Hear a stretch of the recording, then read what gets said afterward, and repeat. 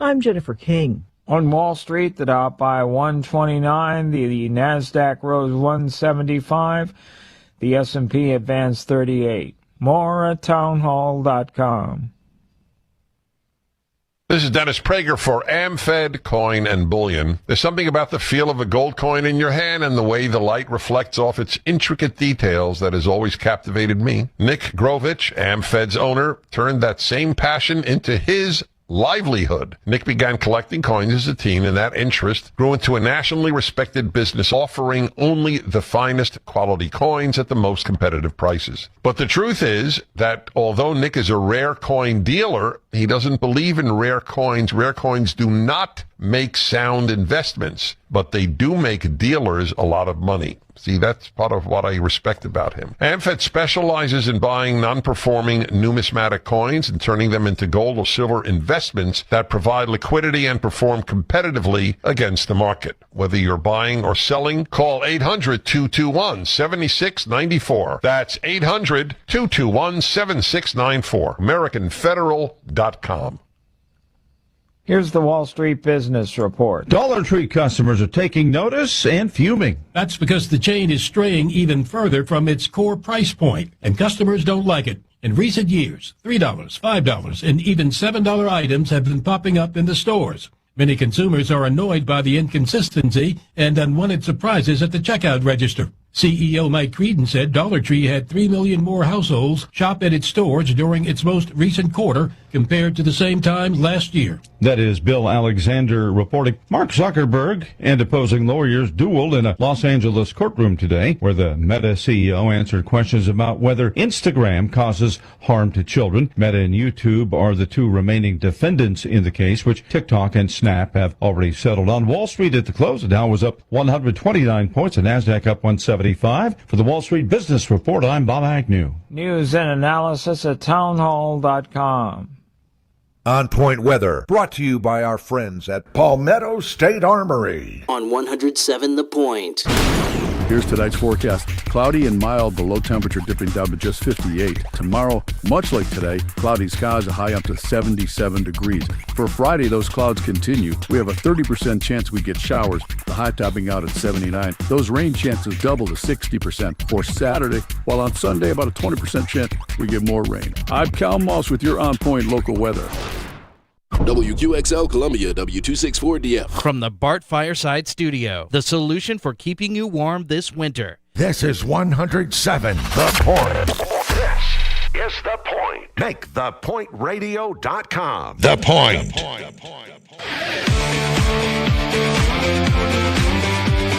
This is Sports Talk with Phil Kornblut and Chris Bergen.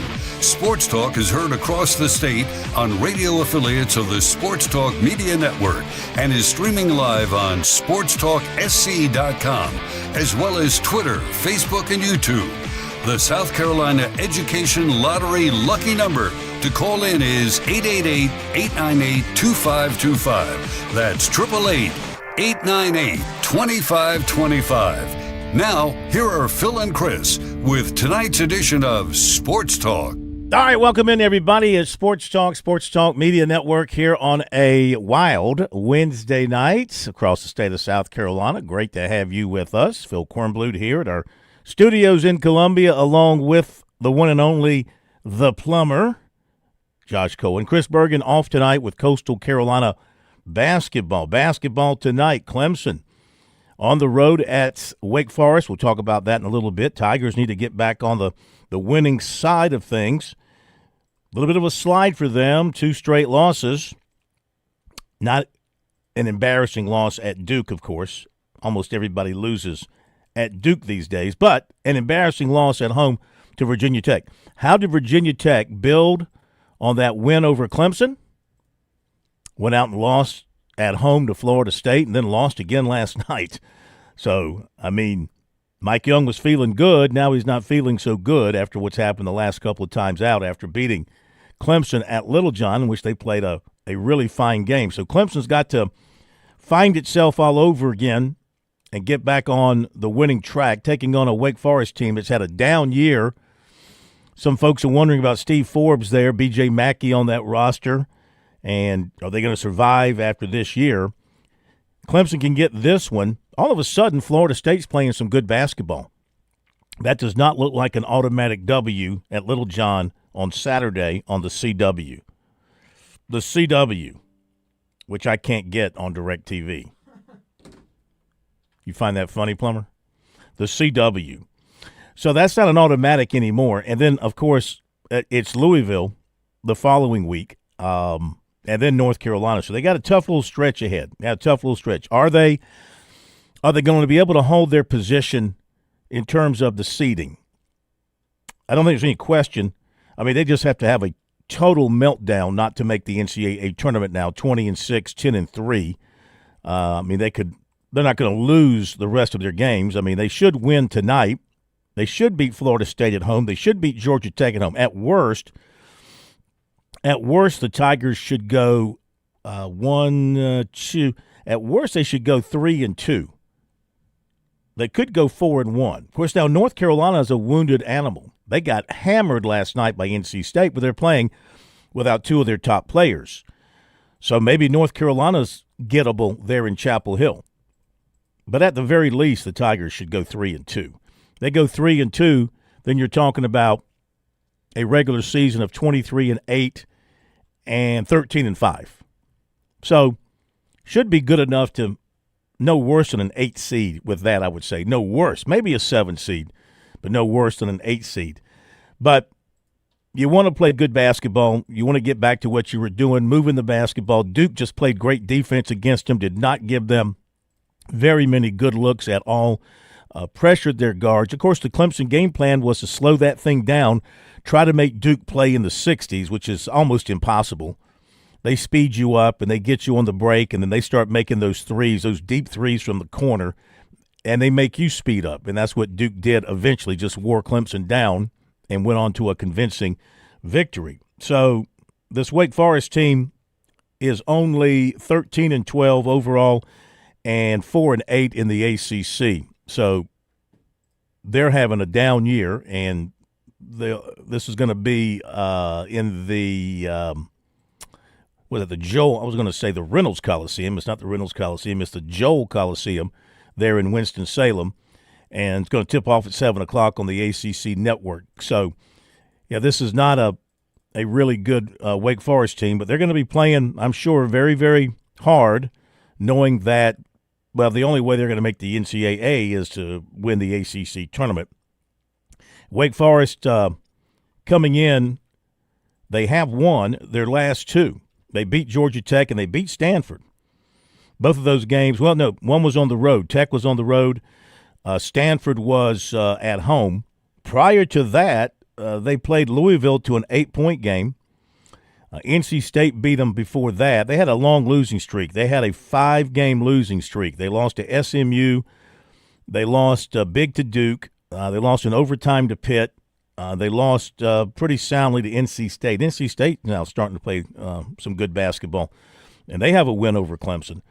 And then they lost by 8 to Louisville. And now they've won their last two, so maybe Wake Forest is starting to find a little something as they get ready to entertain Clemson tonight. Wake Forest is 65 in the net. Clemson's 31. In Ken Palm, Wake Forest is 71, Clemson is 34. So the Deacons can score. Now, they do average 80 points per game. So they're going to try and speed you up and try and make this a mid-70s or 80s in terms of points kind of game tonight against the Tigers. They average about 15 assists per game, so the ball does move pretty well with them. They do give up points. They give up 77. Here's a big difference. They give up, the Deacons do, they give up 77 a game, and Clemson's giving up about 65 a game. So we'll see what we have in store. Wake Forest has one of the ACC's top scorers in Juke Harris at 21.3 points per game. So Clemson cannot let him go crazy. He also leads the team in rebounds at about 7 per game. So he is the guy that you got to keep an eye on there from a Clemson standpoint. All right, so we're looking ahead to that tonight and some other SEC and ACC basketball. Baseball-wise, I just came in from Founders Park over here in Columbia, South Carolina and Gardner-Webb, and they've moved to the bottom of the sixth. The Gamecocks are leading 6-2. They've scored 6 unanswered runs after Gardner-Webb put 2 on the board in the third for a 2-0 lead. Gamecocks came back with 1 in the third, 2 in the fourth, and 3 in the fifth. 6 runs on 13 hits and error. The Gamecocks have left 10. 2-5-1 for the Bulldogs, and they have left 5. And the Gamecocks have a home run. Back hit a home run in the 4th inning. That was a solo homer. That has been their only home run of the game to this point. Lee Croy's having a good day at the plate for the Gamecocks. He's got 3 hits. He's got the batting average up to .421. Scobie's had a hit. He's batting .409. On the mound, Hodges started, went 2 2/3, 2 hits, 2 runs, both earned. Walked 2, struck out 1, hit 1. Russell followed, went 2 1/3, 3 hits, no runs. Hit a batter. Did not walk anybody, did not strike out anybody. And Gregor, they pronounce this Gregor. Gregor. He's gone an inning, and he has struck out 1 to this point. So the pitching's been good today. They've allowed 5 hits total, 2 earned runs, 2 walks, struck out 5. So the Gamecocks right now leading 6-2 with a runner on third. So I'll say this about Gamecock baseball, and I know it's still early in the season. You can't draw absolutes. But I've seen them a couple of times, and from talking to Paul Maneri in the preseason, I said before everything started out, I thought this would be an improved Gamecock baseball team. Can't really draw conclusions from this part of the schedule, but watching them play, I do think this is a better baseball team than it was last year. I think they've got better pitching across the board. And I'm saying this based on the concept that they're not going to break down from an injury standpoint. But their pitching's pretty good, at least from what we've seen right now against the competition they're facing. But, good pitching, you can tell really, if a guy can throw, whether they're facing weak competition or great competition. And I think they got some guys that can pitch. I think they got some guys that can throw. And I think this offense is going to be just fine. Scobie's going to have, I think, a potential all-SEC kind of season. I mean, he's a great player. He really is. Some of the other guys they've added to the lineup are going to be fine. Moore, the DH now, he's had 2 hits today. He's batting .462. Lee Croy, having him behind the plate and healthy is just – that's invaluable, having him back there. So I like this team. I think people have been – I laugh at the fools on the internet that went crazy when they got beat by Northern Kentucky the other day. I mean, I think that's the first loss they've had under Maneri against a team that they're supposed to beat. I think weren't they perfect last year in those kind of games? All right, so they took a loss early in the season. A lot of teams have taken losses, but I mean the actual on the internet with some people who consider themselves, I guess, baseball experts, and I'm not talking about the regular media that cover the Gamecocks day in and day out. They kind of have a sense of what's real and what's not real. But some of these fools out there, it was like the whole world had crashed down after one loss. And, I mean, it's baseball. You're going to have ups, you're going to have downs. It's a grind, and it's about building on the good things and taking it to that next level. And I see that with this Gamecock baseball team. I think they're going to be fine. I think they're going to be a middle to upper SEC team. Are they going to be a league contender? I can't say right now that will be the case until I see them against Clemson and have something a little bit more tangible to gauge them by. Equal type talent, equal type opponent. And we'll see how they do when that series rolls around here next weekend. But I think they're going to – look, they played Clemson 3 close ones last year. The Tigers swept, to their credit, but they were tight ball games. They all went – the games were all in doubt 7th inning on, and Clemson won them all. And so we'll see what happens this year. But I do think this South Carolina baseball team's got a chance to be a competitive team in the SEC, and that's what you want.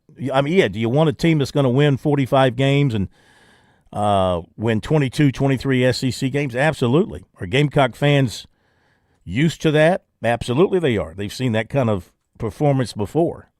But, the league is as strong as it's ever been, I'm sure. And coming off the kind of year they had last year, I think you set your sights to the point where if they can win 15, 16 league games, go 500, maybe a little bit above, you'll feel very good about that, and that'll get you into the tournament. Might even get you a home regional if you get the right kind of wins, and if you don't have any other stumbles in the midweek. So I think you got to give this South Carolina team a chance to grow and develop because it's got so many newcomers. I think you got to give them a chance to kind of come together. Get off their backs, critics out there. I mean, seriously. Paul Mainieri, his record speaks for itself.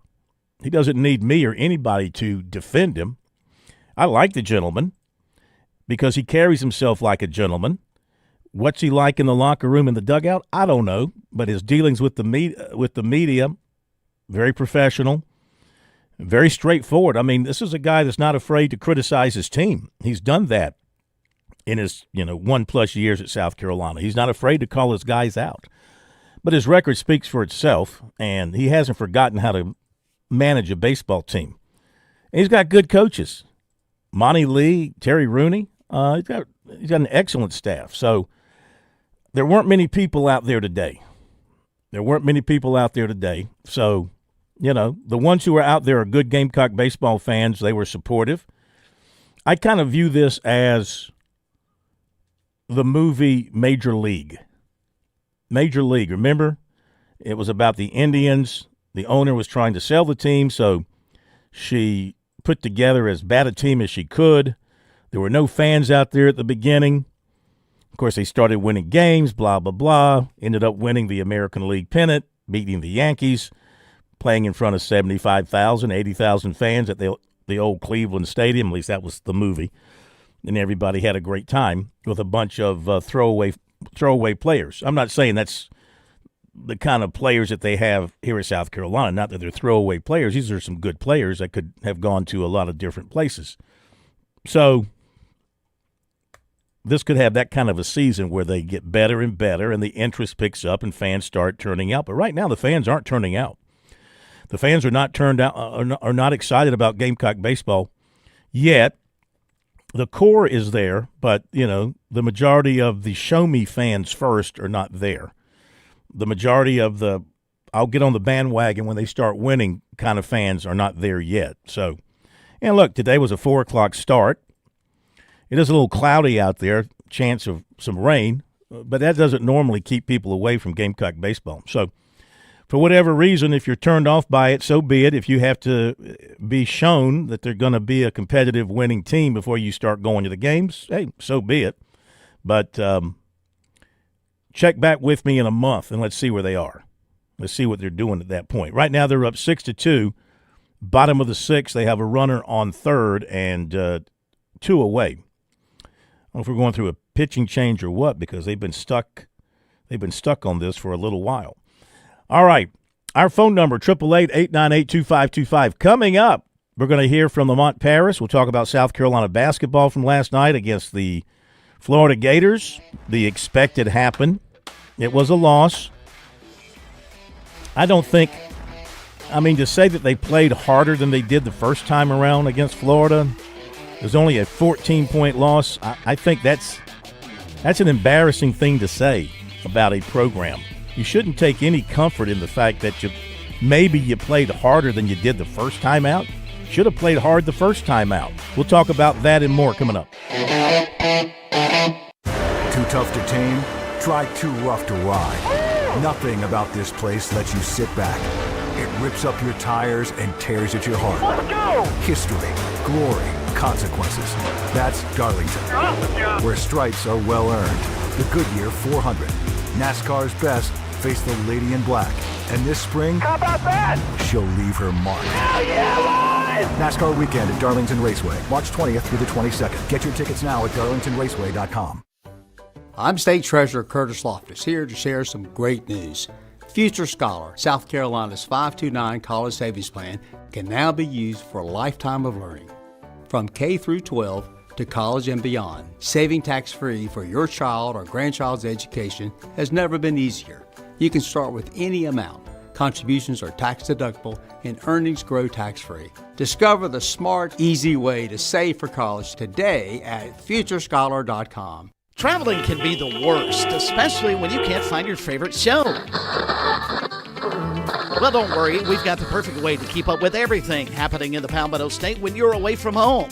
Just pull up the Chief Sports app on your mobile device, and you can listen live to Sports Talk. All right, welcome in, everybody. Sports Talk Media Network. So the next time you can't find us on one of our great radio affiliates, just log on to the Chief Sports app, the best way to stay connected with the Sports Talk Media Network. You've put in the work for your education. The extra early, extra late, extra work. That's because you understand education opens doors to better pay, better opportunities, and a better you. Being educated about playing the lottery is no different. It helps you be a better player, one who knows when to play and when to take a rain check. The lottery's a game, so let's keep it fun. Learn more at sceducationlottery.com/betteryou. Make your plans now to get to the coast for the Palmetto State's premier baseball showcase. The Classic, March 5th through 8th at Mike Johnson Park in Georgetown. Now in its 36th year, the Classic features the best high school players and teams from across South Carolina. Don't miss your chance to see the state's top Major League Baseball prospects and title contenders at the Classic. Presented by Coastal Chevrolet Cadillac Nissan. There'll be games and contests, including a home run derby throughout the weekend. Visit theclassicgtown.com for tickets and more information. The Classic, showcasing South Carolina's finest in high school baseball, March 5th through the 8th in the state's best ballpark, Mike Johnson Park in Georgetown. Play ball!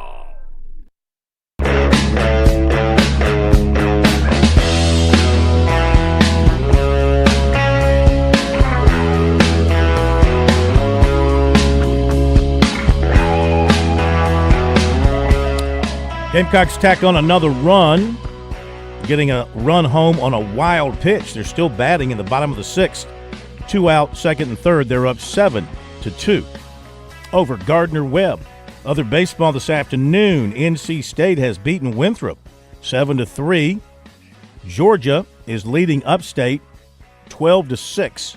That's in the top of the ninth inning, playing that game over in Athens. North Carolina leads Longwood 5-3. And let's see, Alabama and Alabama State are 1-1, top of the fifth. Mississippi State 10-0 on Alcorn State. Ole Miss 12-2 on Jackson State. Miami, Indiana State scoreless. Stetson and Florida, they are scoreless at this point.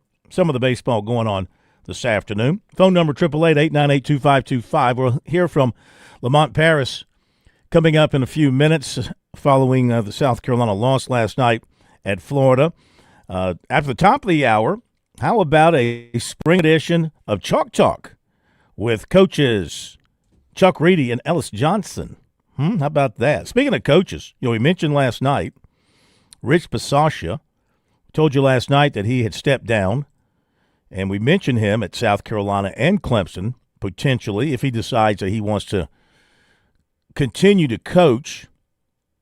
Of course, he has ties to both schools, and I don't know if there was anything to it.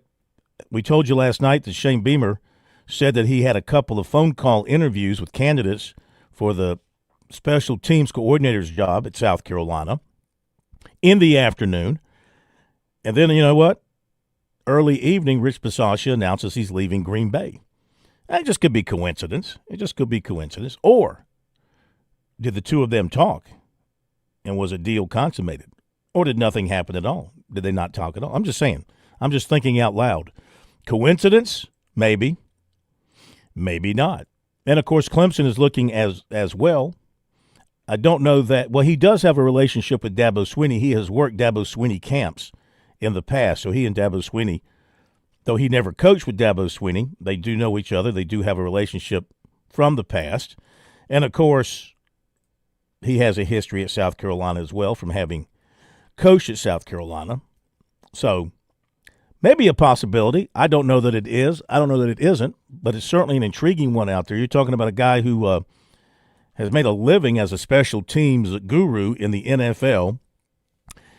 Now, I'm a Packers fan, and some things happen with the Packers and special teams that give you acid reflux. I mean, we had the botched onside kick that cost us the game against Chicago and started our downhill spiral this season. The Packers I think the Packers lost their last 5 games of the season, starting with that loss in Chicago that should not have been a loss. Should not have been a loss. Then should have beat them in the playoffs. That shouldn't have been a loss. But you know what, Corn? On the scoreboard, it said it was a loss. So you have to accept it.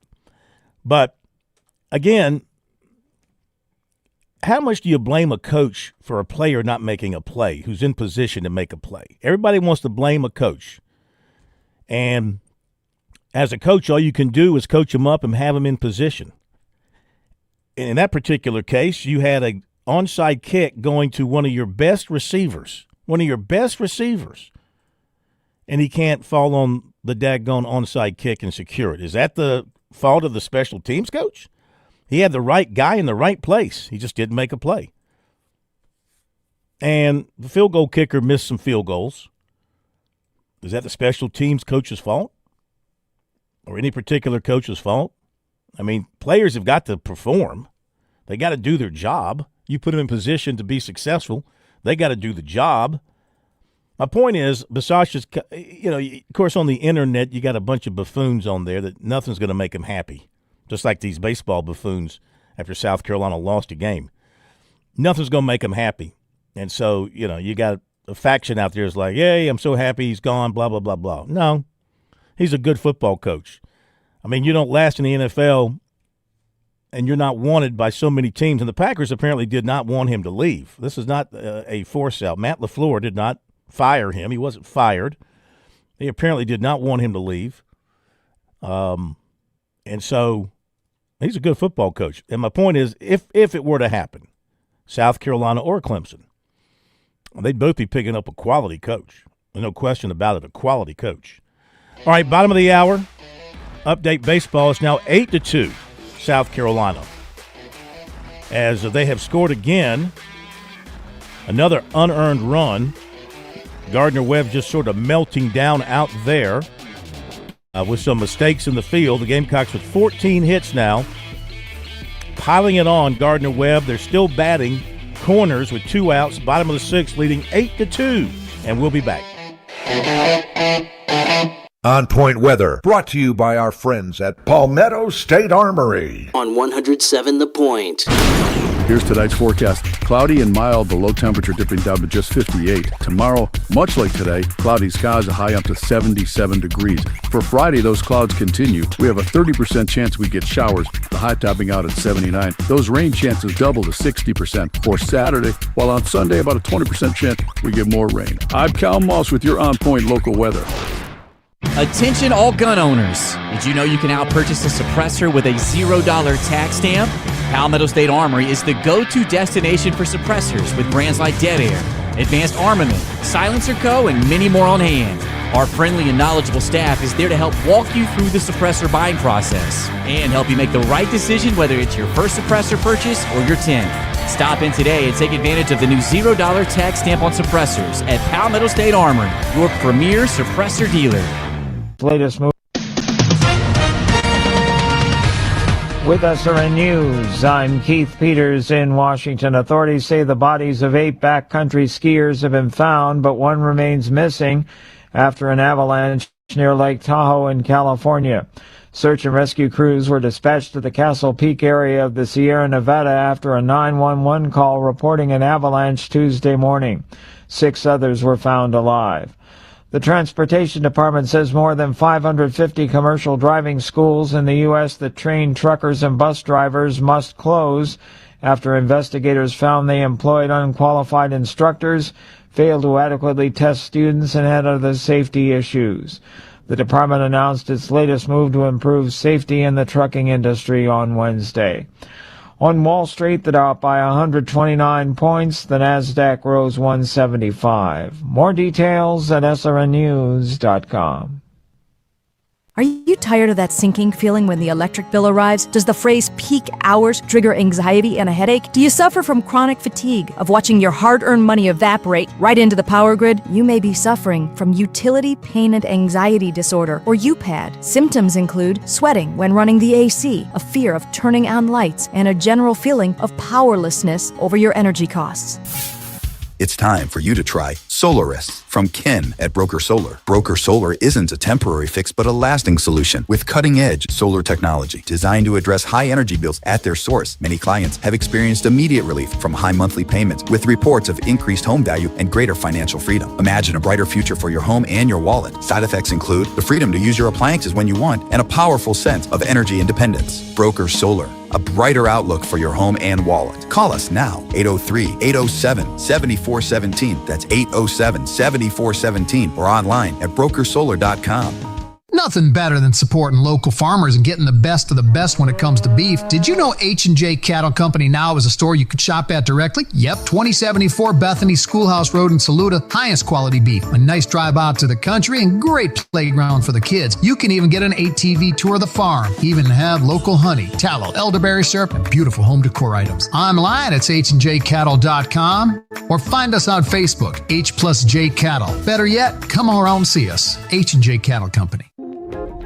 If you missed the home equity line of credit offer from Founders Federal Credit Union, we have good news. The offer has been extended. But don't wait. You only have until February 28th to get up to $750 toward closing costs when you open a Founders HELOC. That's more in your pocket for home improvements, debt consolidation, major purchases, unexpected expenses, or a much-needed vacation. The possibilities are endless. Imagine starting a new year with financial flexibility and peace of mind. But hurry, this special offer ends February 28th. Save more and jumpstart your year. Plus, you'll enjoy competitive rates and flexible terms designed to fit your budget. Visit foundersfcu.com/HELOC for more information. Membership qualification required. Institution NMLS. Identifier number 410646. Equal housing lender. See website for details.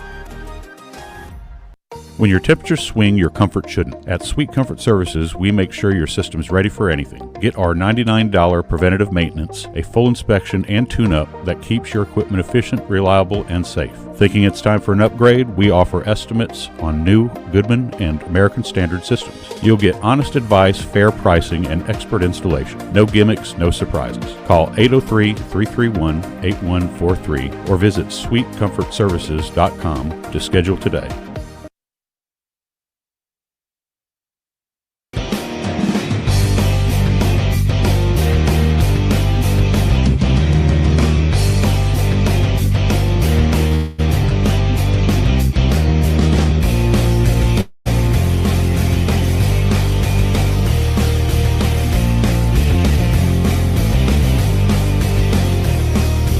Back we are on Sports Talk Media Network.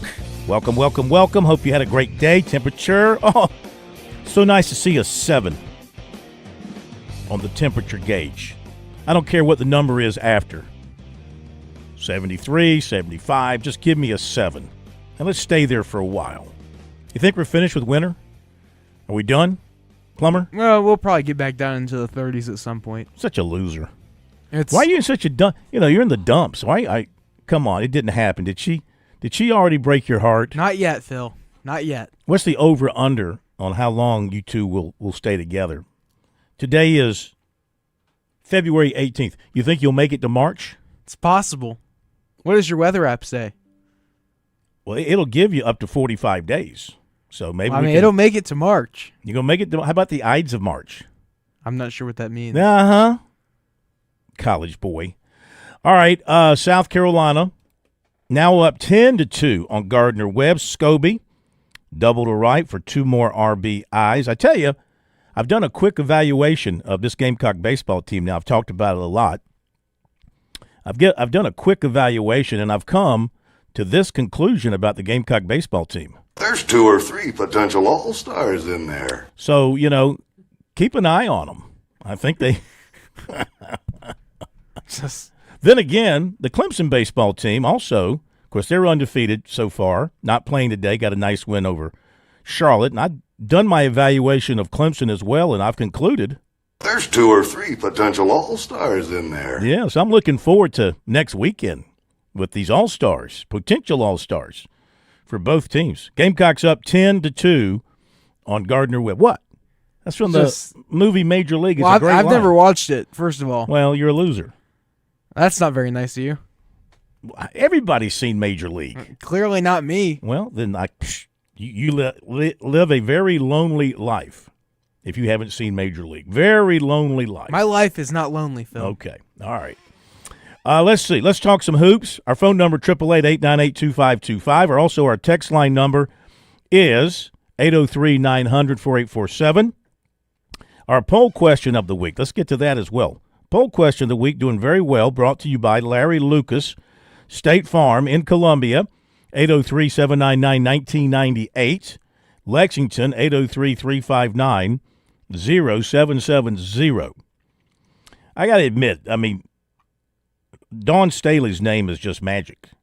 Responses to her on social media, anything with Dawn Staley, like her post-game press conferences, they blow away every other Gamecock coach except for Beamer. Beamer's press conferences will have many thousands of people to watch on YouTube or hear it on our website, the audio. And Staley's the same way. Now, of course, she's more of an international figure. She's getting people from all over. So our poll question is, she just hit win number 500 at South Carolina. Is she the greatest coach in the history of USC athletics? 75% of the votes say yes, she is. Pretty resounding. 13.2% say no, Frank McGuire. 7.9% say no, Ray Tanner. And 3.9% say no, Steve Spurrier. Still have some days to vote if you want to participate in our poll question of the week here on Sports Talk, SportsTalkSC.com, SC Sports Now, SC Sports Now on Twitter is how you can participate in that. So last night, South Carolina basketball goes to Florida, and they lose 76-62. It was a 10-point game at halftime. It was in single digits. The Gamecocks scored the first 3 points of the game. And then the Gators took the lead and never gave it back.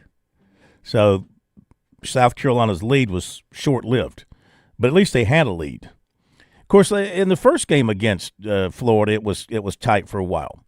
But just like in that game, Florida got it going sort of towards the end of the first half, and then they opened the second half with a run. And they built a 15, 16-point lead. The Gamecocks, they were able to get it down a little bit, but then they got it back up into the 20s and dominated. Don't let the 14-point margin at the end influence your view of the game. I mean, they were dominated again by Florida. They don't have the size. I mean, listen to these numbers. 47 rebounds to 30 for Florida. 18 offensive rebounds they turned into 27 points, 44 points in the paint. In the 2 games against Florida this year, Florida had something like 90 points in the paint, I think it was, against the Gamecocks. 90 points in the paint in their 2 games. So many layups because their size leads to stickbacks and layups and easy shots in the paint over South. South Carolina's got to address Lamont Paris has got to address that for next year. And you might say, next year? Is he going to have a next year? I have no real reason to think otherwise. I know a lot of people know. I mean, I'm sure he'll be on all the hot seats as those things start to spring up now for clickbait on the internet. Just for clicks? I mean, you do things just for clicks? So, that's going to be cropping up here as the season winds along here and they continue to stumble. I really don't see but maybe one more win. I mean, look what Georgia did last night at Kentucky. You think they're going to go in and beat Georgia? And Georgia will be playing for an NCAA tournament bid by the time they host the Gamecocks. They can beat Mississippi State. I haven't looked at Mississippi State's roster, but I assume they have some big people. The Gamecocks should not have let who was the guy from last year? Gosh darn it. Who was the guy from last year who left? I say they let leave. Started out at Wofford, then he was at Alabama. He's from Whale Branch. Gosh, come up with a name quick, Plummer. Help me on that. Played for the Gamecocks last year's big guy. Cam Scott? No. I'm looking at first things No. I don't know. Anyway, they let him. He walked away. He left and went to Arkansas. He's playing out there for Arkansas now. I'm sorry, I just can't come up with the name. But, I mean, that's the kind of big that South Carolina needs. Tall, athletic, can run the floor, rebound, block shots. And I don't know why he left. Did they not want to pay him and they want to pay the guys that are sitting on the bench? Butler and what's his name? Kid from Providence, who hardly sees the floor. And when he does, he really can't. He can't produce a whole lot. Talking about Asondico, Creased Asondico. He did have 6 points last night in 14 minutes, 3 rebounds. But, I mean, he's given them nothing this year.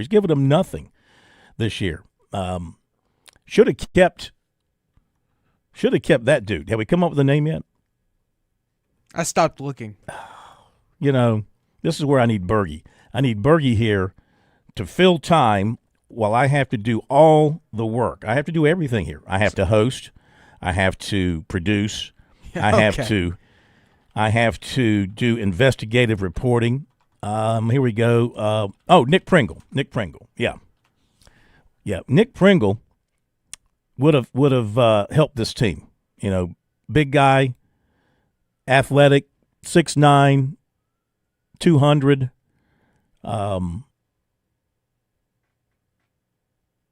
This year he's averaging 5 points, and this is at Arkansas. He's averaging 5 points, about 4 rebounds per game. Probably could have done more than that at South Carolina, to be honest with you, this year. So, for whatever reason, they let him get away. He played in 32 games last year for the Gamecocks, and he averaged, let's see, what did he average last year for them? He averaged I'm going to find it here before I move on.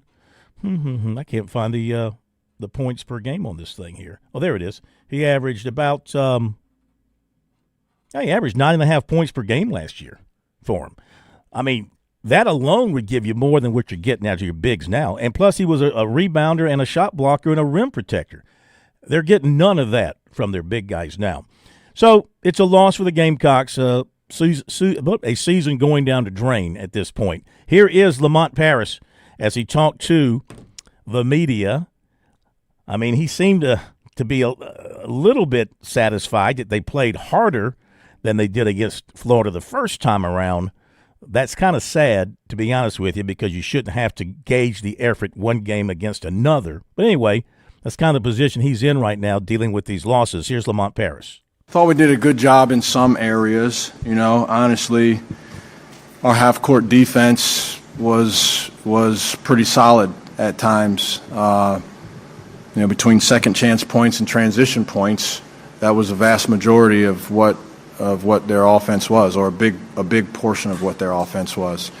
And you know, so that's probably some of those long possessions, which they don't have a lot of long possessions offensively.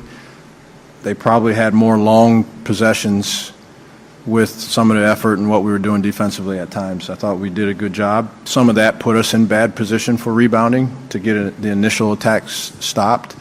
They're also good at offensive rebounding, and then it's also very, very physical. So it's a very difficult situation to consistently officiate those situations down there. It's hard, but anyway, they got a good team and competitive team, very competitive team. I think as you look, what's most important in the college landscape to me, how competitive spirit, I think, ends up winning the day. And in this stretch, that's really been from afar what's fueled them. Time against Florida being what it was, this time a lot closer. Going into this game, was there any messaging around not repeating last time, or was it more of just clean the slate and start fresh? Yeah, pretty much clean the slate. I mean, it was a conglomeration of so many different things happening. They were better than us. They also played better than us. Those are two different things. I mean, they had guys. I mean, Boogie Flan makes a three on the first possession of the second half. That was crazy. I mean, it just was a day that a lot of guys were doing a lot of things. Guys came in off the bench. It went in. So there was a combination of that. And then, once the game got to a certain point, our fight was not where it needed to be. So really, honestly, I mean, we had held them to, I think they had 20 points at the 7-minute mark in the first. So through 13 minutes of basketball, not 2 or 3, but through 13 minutes of basketball, they were at 20 points. So, there were, again, some things that we did that I thought were good. It's actually why we started the same game plan defensively in this game, which I thought was, ultimately did a good job against them. You look at changing 150 things when the game turns out that way, then you got to sift through all the noise and nonsense of what the fluff that's out there in that game and see what did the real game look like. And so we did. We went back to a couple of things that we thought were good for us. But honestly, this was just a new game, a different day. I mean, they're playing really well. They're playing better now than what they were then. I mean, not on that day, apparently, but generally speaking, they're playing as well as or better than anybody in our league right now. So on the road against a team that obviously is playing, hitting their stride and playing well, I thought our guys' effort in a lot of different ways was good. If we could have cleaned up some of the offensive rebounding. Previous game against you, like the one you guys experienced, how much of that contest can you use to prepare? I mean, coming into the next time you're facing them. I mean, yeah, the old Pat Riley. They said Pat Riley was a master motivator, like stick his head in the ice bucket and all that. I don't know if that plays with these kids today like that, like it would have for me, honestly. If we would have been beaten the way that we were beaten in that first game, and my coach would have ratcheted it up, the individual challenges, the group and team challenges, there would have been a fire inside of me, that's for sure. But, I don't know that plays in 2026 the same way it did. So it wasn't a whole lot of that. Really, it was about, like I mentioned, just, okay, here's where we are. This is what we did in that game that I thought we did a pretty good job of. Here were some areas that we could trim some fat, and let's concentrate on those things. So, it wasn't like we were sitting here just trying to compare what this game was to the last game with them. Guys are coached now. How have they handled this 7-game skid, maybe, in comparison to some of the teams you've coached previously? Yeah, I think it's hard for anybody to struggle in life. I think the older you get, in theory, it gets easier. But,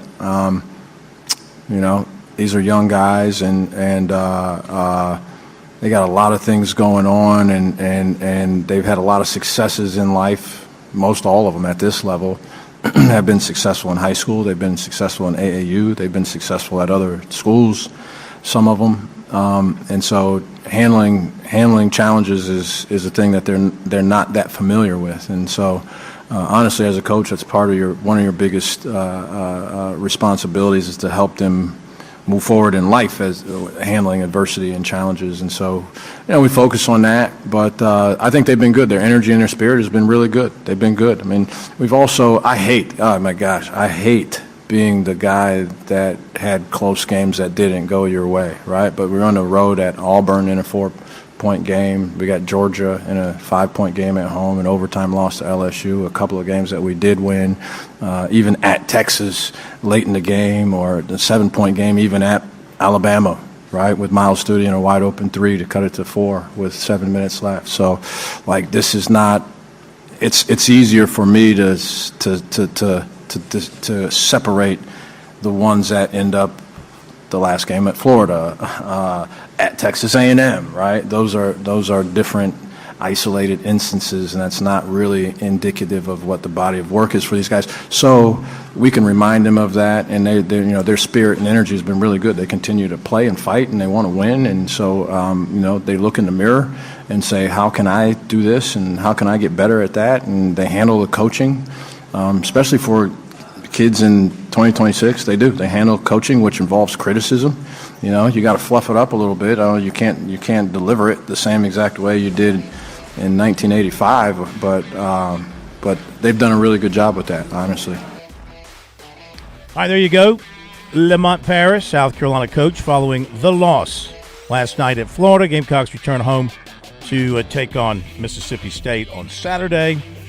Quick check of the baseball scoreboard, and it is top of the 8th, 10-2, South Carolina over Gardner-Webb. Recruiting coming up. Too tough to tame? Try too rough to ride. Nothing about this place lets you sit back. It rips up your tires and tears at your heart. Let's go! History, glory, consequences. That's Darlington, where stripes are well earned. The Goodyear 400. NASCAR's best face the lady in black. And this spring, how about that?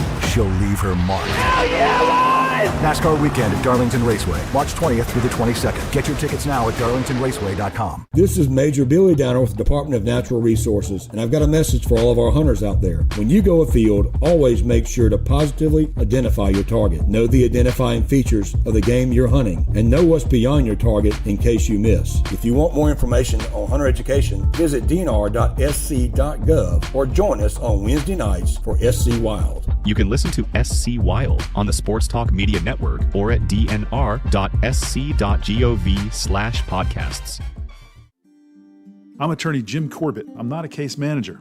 I'm a lawyer for over 35 years. I don't charge 40% for your injury in your wreck case or any on-the-job injury. Call 803-765-2968 and ask for Jim Corbett, or email me, jim@jimcorbettattorney.com, for the experience of a lawyer handling your injury case. Jim Corbett, 803-765-2968. jim@jimcorbettattorney.com. Put 35 years of experience to work on your injury case. Just like in college basketball today, sometimes it's about who you bring in off the bench to provide that extra spark. At StraightUpSports.net, we're excited to announce the addition of Brett Friedlander, a longtime ACC insider columnist, to our all-star lineup that includes Bob Gillespie, Scott Kiefer, Mark Sturgis, and more. At StraightUpSports.net, it's always about the stories. Check out this all-star lineup at StraightUpSports.net or at Straight Up Sports on Facebook.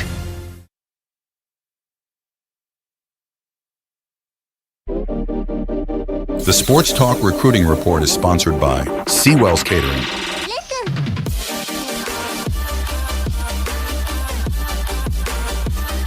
All right, got some juicy recruiting. Let's get to that after we talk about the juicy morsels offered up by Seawell's every day, Tuesday through Friday, at the Daily Luncheon Buffet. Tomorrow being a big Thursday. Do we have a big menu on a big Thursday? It is a big menu. Southern fried chicken, teriyaki glazed salmon, sliced beef brisket, and pulled pork. Ah, fantastic. Only $15. Find that somewhere else, okay? And you won't. Not to mention all the tea you can drink, dessert, salad, all together. It's beautiful. Banana pudding. Banana pudding, absolutely. And that's not the only dessert. A variety of Jell-O selections as well. Cakes. I like the different colored Jell-O. They have a good red velvet cake. They have red Jell-O. They have green Jell-O. I'm a red Jell-O only kind of guy. And those little cubes. Yeah. Cubes. That is Seawell's Daily Luncheon Buffet. You're doing yourself a disservice if you don't get there. You're also doing yourself a disservice if you don't use their catering service to help you have the best experience. You don't want to do all the work. Let them do all the work. Take it off your back. You got that big event coming up. Just call Seawell's.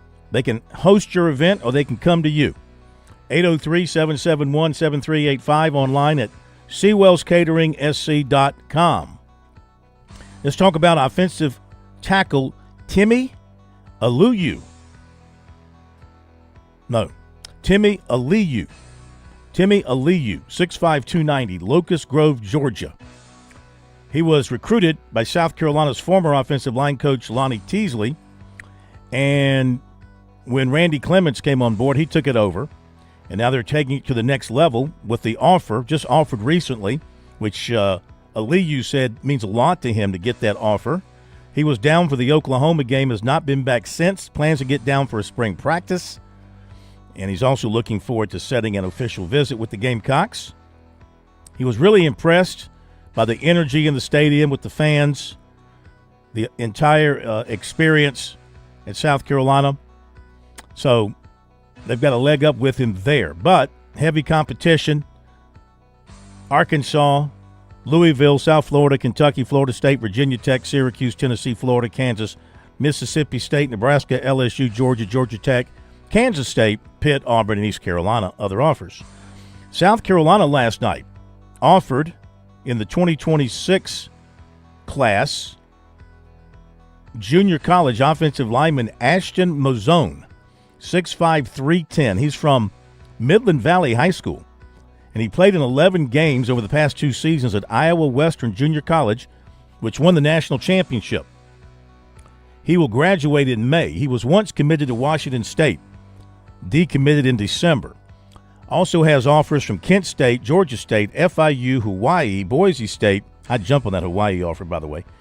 Boise State, Western Kentucky, Old Dominion, East Carolina, Louisiana Monroe, Texas State, Liberty, and Western Michigan. So keep an eye, a possible addition for the 26 class with this offensive lineman. South Carolina offered offensive lineman Dewey Young, 6'5", 305, Kalamazoo, Michigan. North Carolina, Auburn, Indiana, Florida State, Ohio State, West Virginia, some of the others. Gamecocks also offered offensive lineman Antonio Kiefer, 6'5", 300 of Memphis, Missouri, Oregon, Arkansas, Tennessee, Maryland, LSU, Auburn, Alabama, Ohio State, West Virginia, and others have offered. USC commitment, defensive back Omari Fountain was offered by Miami. Reported by Rivals, defensive end KJ Green, Stone Mountain, Georgia, has set his official with South Carolina for June 12. He has Miami May 29, Texas June 5, Alabama June 19. He'll also make a spring visit with the Gamecocks and several others. Clemson target, offensive lineman Peyton Miller, set an official visit with Texas Tech for June 12th. Cornerback Jaden Aparicio Bailey has Clemson and USC in his final 10. The others are Alabama, Georgia, Ole Miss, Florida, Auburn, Ohio State, Texas, Southern Cal. 2028 wide receiver Desiree Christian of Greenwood was offered by Liberty. There you go with the recruiting report tonight, brought to you by Seawells. Coming up after the top of the hour break, a little Chalk Talk time. A little Chalk Talk time here on Sports Talk. Coaches Reedy and Johnson joining us here on the program. Update the baseball for you, 10-2, bottom of the 8th.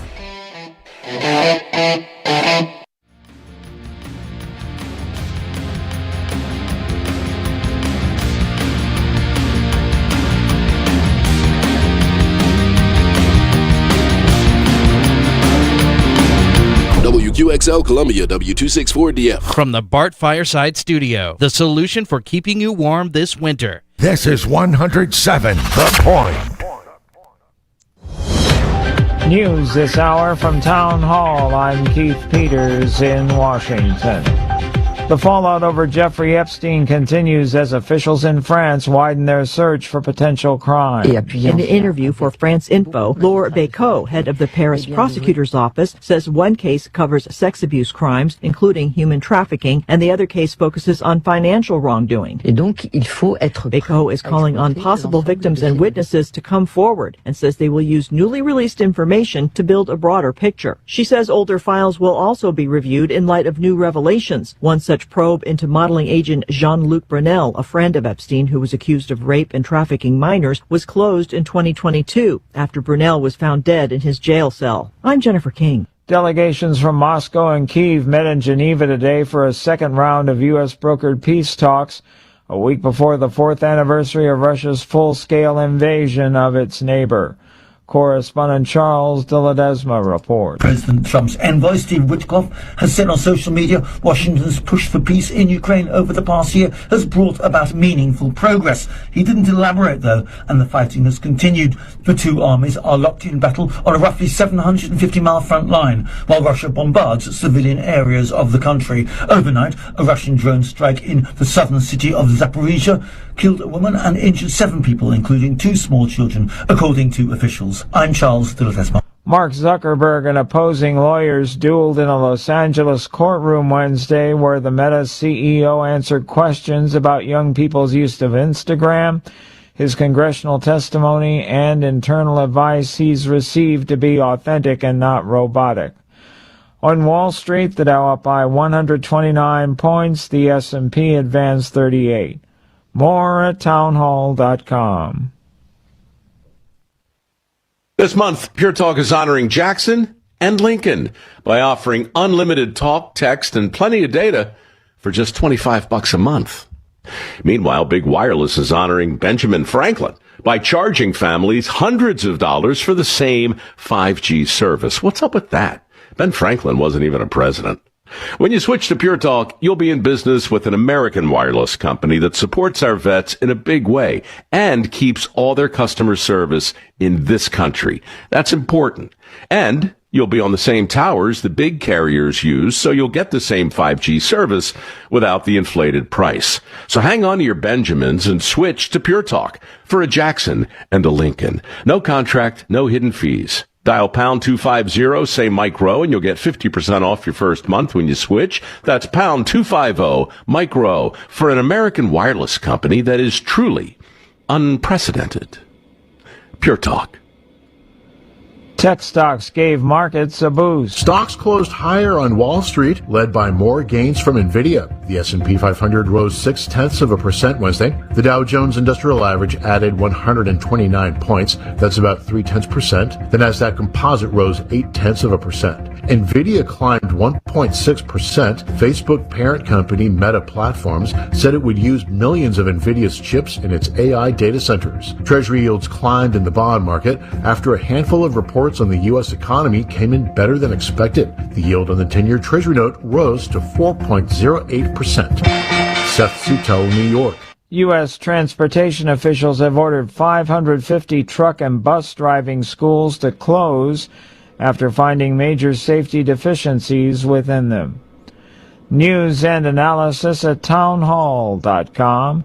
From Washington, I'm Keith Peters. On Point Weather, brought to you by our friends at Palmetto State Armory. On 107 The Point. Here's tonight's forecast. Cloudy and mild, the low temperature dipping down to just 58. Tomorrow, much like today, cloudy skies, a high up to 77 degrees. For Friday, those clouds continue. We have a 30% chance we get showers, the high topping out at 79. Those rain chances double to 60% for Saturday, while on Sunday, about a 20% chance we get more rain. I'm Cal Moss with your On Point local weather. WQXL Columbia, W264DF. From the Bart Fireside Studio, the solution for keeping you warm this winter. This is 107 The Point.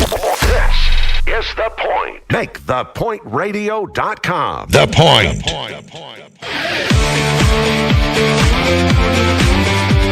Welcome back to Sports Talk on the Sports Talk Media Network. You can reach the guys with the South Carolina Education Lottery lucky number.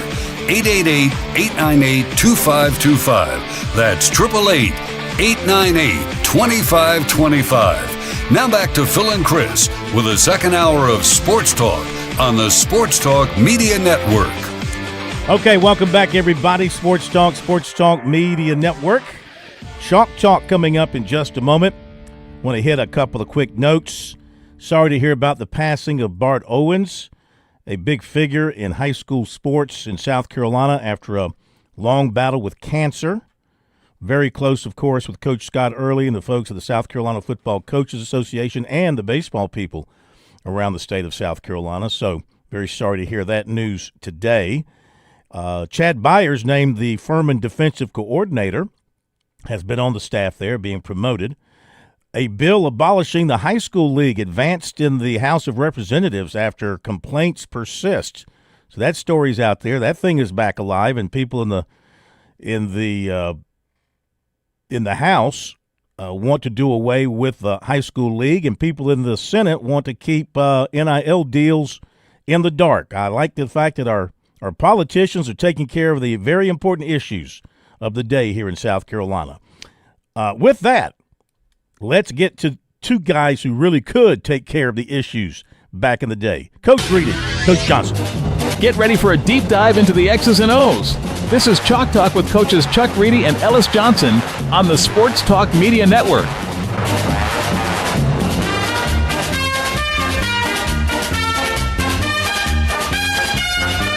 And as we go to some football, let's tell you South Carolina has finished off Gardner-Webb 12-2.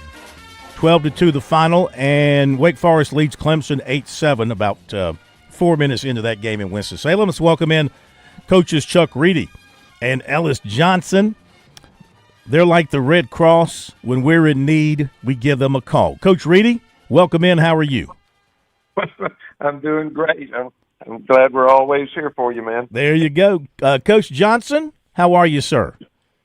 I'm doing fine. You're more here for us, okay? I've been wandering aimlessly for about 3 weeks with no football. Somebody asks you to come talk about football on radio right now. You're like, yes, please. Well, the UFL will be starting up.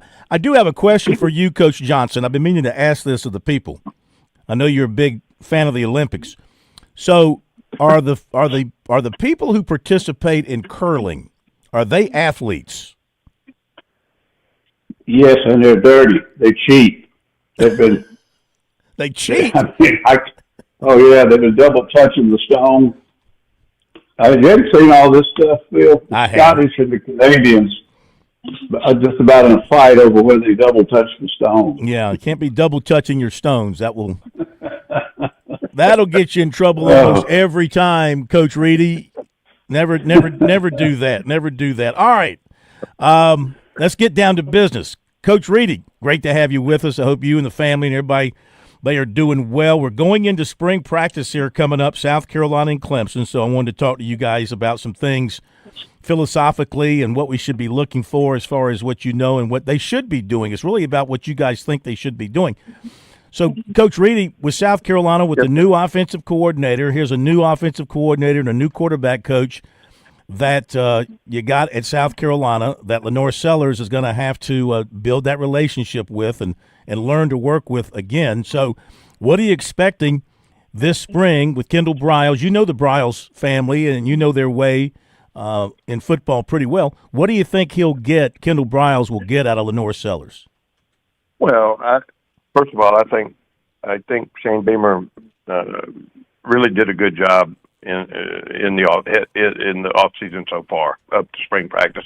Obviously, Kendall Briles and bringing his line coach with him, I think was a home run. The running back coach that they got. I mean, I think he did a great job with the staff, and you have to feel like Kendall Briles. The guy's been around a long time.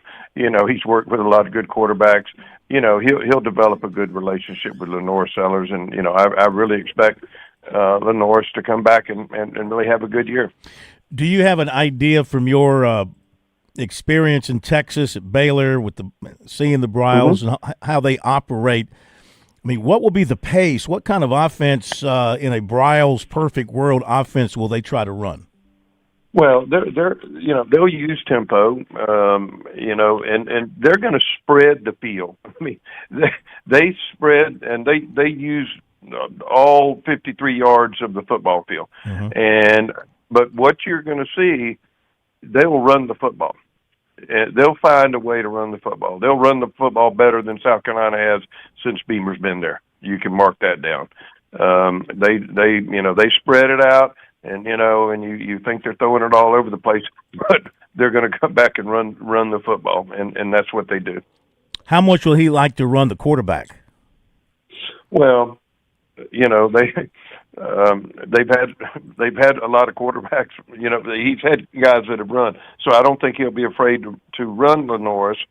I think I would like to think it'll be a little bit different than what it was last year, that they will have some designed runs for Lenore's, as opposed to him just running for his life. And, and so that, they can utilize his ability to run the football. Ellis, let's go to Clemson on the defensive side, where you have the returning defensive coordinator, but some changes on the back end in that secondary area where Tom Allen, or I guess Thomas Allen, is taking more responsibility. Mickey Kahn is gone. Nolan Turner's back there working with the safeties as well. What do you think Dabo had in mind when he made these kind of changes? What do you think they'll be focusing on in the spring? What would you expect to see? Well, no new system. I guess that's a plus. Same coordinator, that'll help. A little bit of consistency in those two ways. I don't think changing position coaches when you keep the same system and the same guy, the boss in the room, I don't think that makes a whole lot of difference. I would say that the changes were driven by statistical performance and lack thereof in some areas or something. But I don't know anything about Thomas Allen. I know Nolan a little bit. His dad played for us in Alabama, and two boys. My son's got kind of close to them, but he's a young coach. He's been working with that position already. So they've got some personnel, big time questions. I think scheme-wise and consistency, coaching staff, that's going to be one of the pluses, I think, coming into this thing and not restarting all over again. Ellis, Clemson had 9 players invited to the NFL Combine. So they got 9 guys, and many of those on defense. They had 9 guys that the pros think have a chance to make it in the NFL. Yet they weren't a very good team last year. How do you rationalize the fact they had so many guys that have pro potential, but their record wasn't very good? Specifically on the defensive side, I think the big kids didn't have any backups that played near their level. And as a result, as I watched them sometimes, they didn't sub a lot. And that's okay if a guy can do it, but Brad used to always say, if you lose a big guy somewhere early in the game, you're not going to get him back during the game. Not meaning losing injury, but strip him out where he's just worn out. Big kids don't recover like that. So I think Tim Wood played a lot better than people gave him credit. I thought TJ was a little bit absent early in the year. Hell, he had 3 sacks against, I think, in one game, it was the South Carolina or the bowl game, which was as many as he had the previous 9 or 10 games. Yeah. So it was a little bit of a puzzle. Everything kind of, to me, spun off of that. If those kids that were so good up front were not bringing pressure without blitzes, then you start blitzing linebackers and DBs to get to the quarterback. And that exposes coverage issues and so forth. But most of those kids on paper, they're legit. They should have been invited. But production-wise, it was a little bit puzzling. And I think it starts with quality depth, which everybody is dealing with now. With this NIL portal, kids moving all over the place, nobody can stack depth anymore. It is Chalk Talk, Chuck Reedy, Ellis Johnson. So, Chuck, the rat poison on South Carolina is starting to get out there. Some of the national analysts are starting to call the Gamecocks the sleeper team to make the playoffs. So here we go again with that. If I were South Carolina, I'd run and hide from that stuff. I wouldn't want people talking about me that way. I keep thinking that we're not very good, and it's better to sneak up on people, I think, than have them have these great expectations and you fall short like this past season. Why should people feel that way, though? I mean, you got Sellers back. As I look at their offense, you got Sellers back. I think they got a good group of running backs. We'll see if maybe one of these free agents they signed is going to emerge. The receivers look good. Tight ends look good. And the offensive line will be basically completely new unless, Thompson wins his job back at a tackle spot. They seem to be very excited about this transfer tackle from NC State who's coming with a nice reputation. Are they – I know you don't know all the personnel real well just now, but, I mean, you think they can rebuild that offensive line to the point where it can they can protect sellers and not have maybe cut those sacks down to, instead of 40 something, maybe just get them into the low teens or something like that. And he of course has to help out as well. Yeah, no, it's going to be a tremendous improvement from a year ago. Now, I haven't seen any of these guys, but I was told that the linemen that they signed, that when they get off the bus, you're going to be impressed with them. Mm-hmm. That they look the part, and that's a positive thing. And I think with the offensive line coach coming in, coming with Bryles, I think that they will be much better coached, and I just think I think they're going to be a lot better. And as you said, if Lenore Sellers plays up to his ability, the running backs, I think the guy they got from Texas will be really good. Mm-hmm. You got Nick Harbor. The tight ends are they're a little suspect, but, certainly they're going to be better than they were a year ago. I think that goes without saying. Ellis, the Gamecock defense, what do you think about the areas that they're going to – they weren't bad last year on defense. The defense, of course, gave them a chance, kept them in a lot of games. So if they can just pick it back up a little bit more like they were 2 years ago, they might have a complete group, and of course they've kept their defensive staff together. They get Travian Robertson back, so that's a bonus. And of course they do have a new defensive ends coach, and he seems to be highly regarded in Barnes. But Gray's back, and of course White's back, so they got those guys back. What would you expect improvement wise in their defense? Well, I don't know the personnel that well. I don't keep up with that stuff much anymore. But I think of all the things we're going to talk about on this phone, one of the biggest things that South Carolina has going for them, Clemson too, for that matter, is Clayton White and how long he's been there and that system's been in. Mm-hmm. And they've had some bad games in the times that they've been there. But overall, their defense has come to play every game. And even when they get outmanned, they didn't come out and lay an egg. They came out and played hard. They just got beat. I think there's some replacements. I hate to even start talking about this because I'm not sure I know, but some older inside guys have been, graduated or whatever. I think getting Travian back is going to be a big plus. I know I'm very partial to him, but I just think he has got a great way of getting the most out of kids and getting them to play hard. But again, back to Clayton, I just think Clayton White is one of the most important things coming back for either of these two teams. When you look at staff and continuity and consistency and so forth, their system, their verbiage, their way of practicing, everything they do, drills and all these kind of things, they may tweak it because they want to tweak it, but they don't have to go through some big-time wholesale change. So I just think that's one of the more positive issues coming into this spring for anybody. Chuck, let's go to Clemson offense. The old man is back. Again, the original savior has come back to save him from the previous savior that lasted 3 years on offense. So is this the answer again to turn the – hey, if this works, there's hope for you out there somewhere. Yeah, maybe so. We'll see how this works for him. No, obviously, Coach Morris. I mean, I think he's an excellent offensive football coach. Not a very good head coach, but he's done well as an offensive coordinator. And it'll be interesting to see what they do. He says he wants to run the football, and we'll see how that works for him.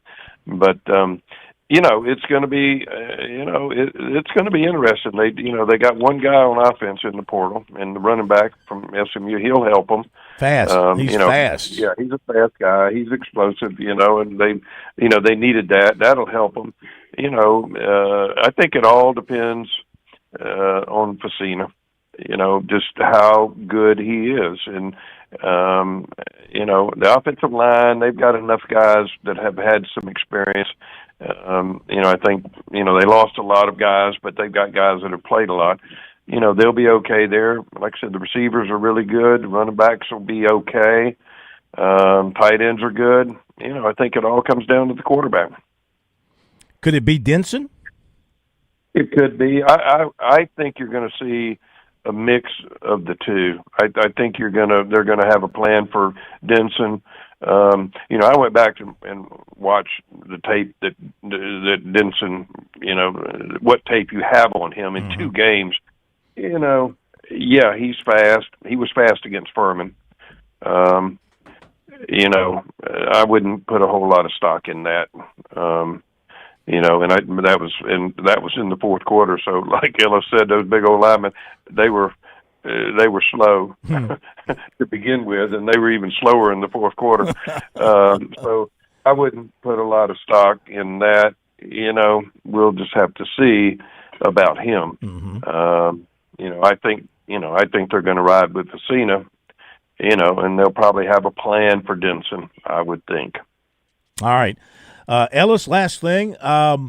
Old buddy of yours, free agent now as far as coaching goes, and Rich Bisaccia. Do you think he'll want to coach somewhere again after leaving the Packers, or do you think he's ready to pack it in and hit the beach somewhere?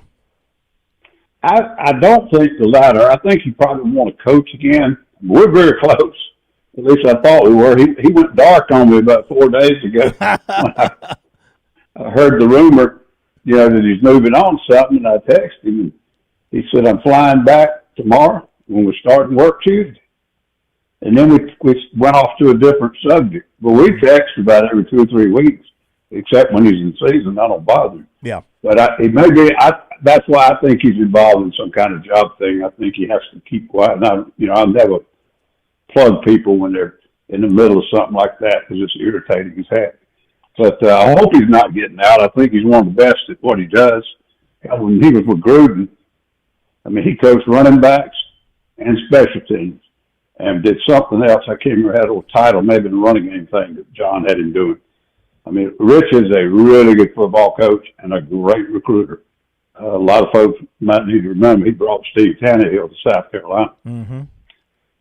Chuck, I don't know how involved you are in following this particular deal, but South Carolina and Clemson both need special team coordinators. Could you see them landing at either one?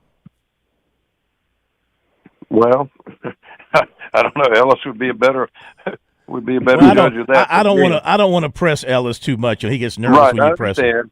Well, let me say, I thought I would be judged, but I know when somebody doesn't want to talk. Okay, we're that close, and I don't bother. Yeah. But no, both of them. If they were smart, they'd both try to hire him. So. But you don't have an educated guess. Oh no, I certainly don't. Okay. No, I don't. Gentlemen, it's been a pleasure. Let's do it again once we get into spring ball here. Clemson starts up the end of next week. South Carolina early March. Let's crank it back up a few times in the spring. As long as you're, maybe, Chuck, you might be on one of your islands somewhere. No, man, you left us hanging for about 3 weeks, didn't you, Ellis? Well, yeah, I started to call some other. I didn't know who to call. You can always call home, Ellis. You can always call home. Consider us home. All right, guys, thank you all. Have a great rest of the week. We'll talk soon. All right. Appreciate y'all, as always. All right, there you go. The best, Chuck Reedy, Ellis Johnson, with us here on Sports Talk. 24-10, Wake Forest?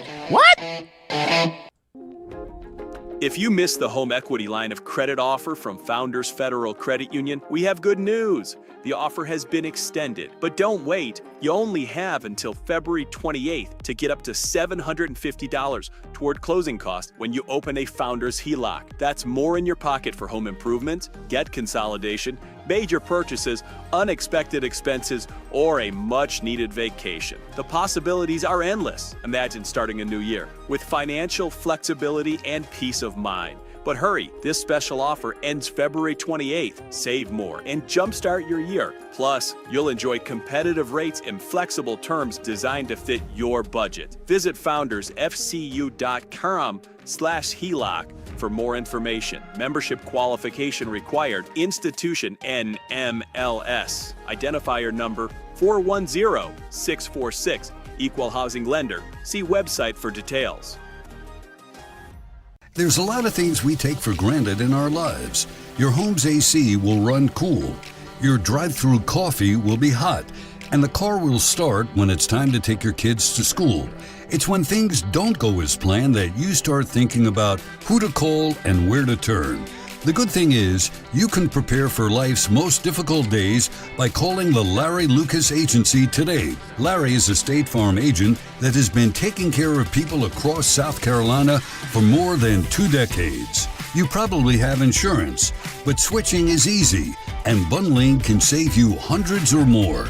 Most importantly, the Larry Lucas Agency can help you choose the protection you want at the price you want. All backed by South Carolina's #1 home and auto insurance company. Visit LarryLucasAgency.com today or give Larry a call at 803-799-1998. Like a good neighbor, Larry Lucas State Farm is there. Looking for a new car? You need to think about a Kia. If you're in the market for an SUV, consider the new Kia Telluride or the new Kia Sorento. They're big, they're strong, and loaded with tech for thousands less than Honda or Toyota. You'll see the difference right away, and you get double the warranty. Plus, you get the JT's Advantage 1,000,000-mile warranty and about 1,000 other things you have to see to believe. If you want the biggest bang for your buck, it's time to think about a new JT's Kia. We're serious about saving you money. One lottery ticket makes a big difference for our state students. And when I say big, I mean bigger than jackpot big. Since 2002, South Carolina students have benefited from more than $6 billion in lottery-funded scholarships and grants, including the Life, Hope, and Palmetto Fellow Scholarships. With every lottery play, you're supporting our students, and that adds up in a big way. That's why education is our middle name. Learn more at sceducationlottery.com/betteryou. Hi, Phil Kornblut here with our good friend George Bryan III. Heard every Friday night on Birdies, Bogeys, and Biceps right here on Sports Talk. George, the Tsunami Bar, a very valuable tool for golfers. Why is that? Well, the first thing that I say is the tempo. It's the only tool out there that allows the study of tension right from the first grab to be expressed, and rhythm and tempo is what makes the bar work, and it gives you something awfully special to keep those hands soft and get that rhythm going. Learn more about Tsunami Bar technology by clicking on the digital ad on our website, SportsTalkSC.com, and save 5% by purchasing online using the promo code BBB5.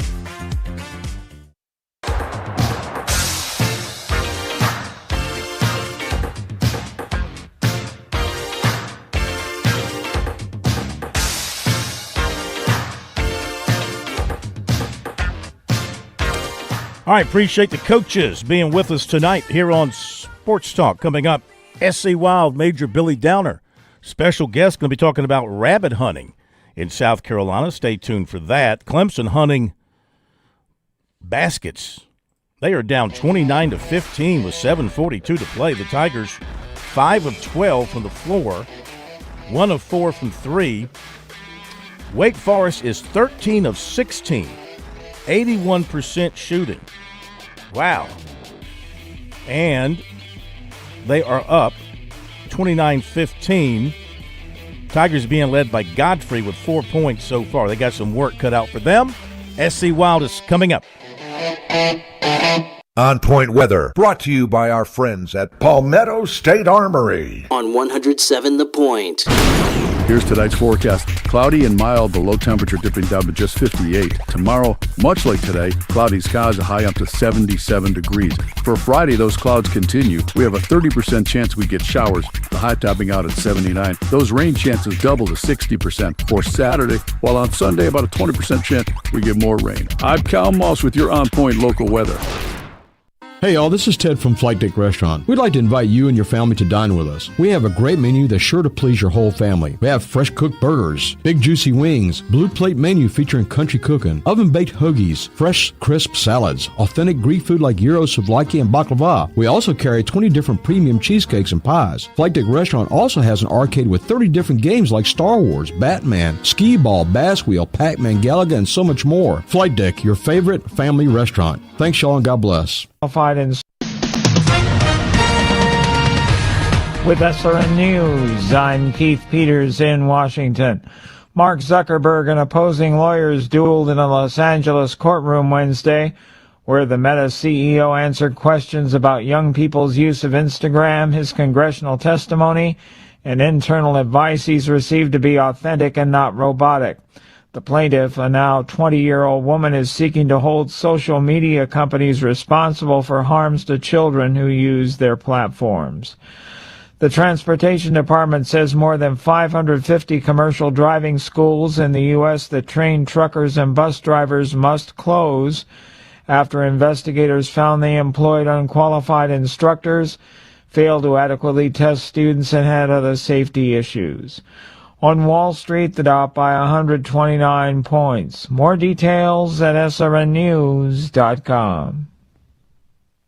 Are you tired of that dripping faucet driving you crazy? Is your drain doing more of a gurgle than a flow? Don't despair. Franklin Plumbing and Drain Cleaning is here to save your day. Serving our community as locally owned plumbing experts, Franklin Plumbing tackles everything from minor leaks to major clogs. And we're talking fast, friendly, reliable service. They respect your home. They respect your wallet. Josh and his team offer upfront pricing, and that's important. This team I'm talking about, they're fully licensed. They're insured technicians. They're ready for any plumbing crisis that you might encounter. Whether it's routine maintenance, a stubborn blockage, or a total plumbing overhaul, they'll get the job done right the first time. They've been out to my home, my brother's home, even his business. I'm comfortable, very comfortable, bragging on Franklin Plumbing and Drain Cleaning. Stop letting plumbing problems disrupt your life. Call Franklin Plumbing and Drain Cleaning today and experience the difference that true expertise makes. Visit their website, franklinplumbing.sc.com, or give them a call, 799-2222. That's 799-2222. Franklin Plumbing and Drain Cleaning. Attention all gun owners. Did you know you can now purchase a suppressor with a $0 tax stamp? Palmetto State Armory is the go-to destination for suppressors with brands like Dead Air, Advanced Armament, Silencer Co., and many more on hand. Our friendly and knowledgeable staff is there to help walk you through the suppressor buying process and help you make the right decision, whether it's your first suppressor purchase or your 10th. Stop in today and take advantage of the new $0 tax stamp on suppressors at Palmetto State Armory, your premier suppressor dealer. Start your morning right at the original Pancake House on Forest Drive in Trenton Plaza. We're not just about pancakes, though ours comes stacked with fresh fruit toppings like peach and apple and cherry. Savor homemade quiche, thick sliced bacon, sweet blintzes, and amazing oven-baked omelets, all crafted with the very best ingredients in small, fresh batches. Don't miss out on fresh squeezed oranges and hearty lunch sandwiches. Family-friendly, group-ready, always delicious. The original Pancake House welcomes you. Stranded on the roadside? Don't stress. Call Schroeder's Towing. Day or night, rain or shine, our expert team is ready to help you through any car trouble. Flat tire, an accident, or a dead battery. With top-notch trucks, we'll safely tow anything from compacts to semis. Your safety and your vehicle security are our top priorities. Save our number now, 772-7930. Schroeder's Towing. There when you need us most. 772-7930. Schroeder's Towing, Columbia's finest and fastest hookers in town.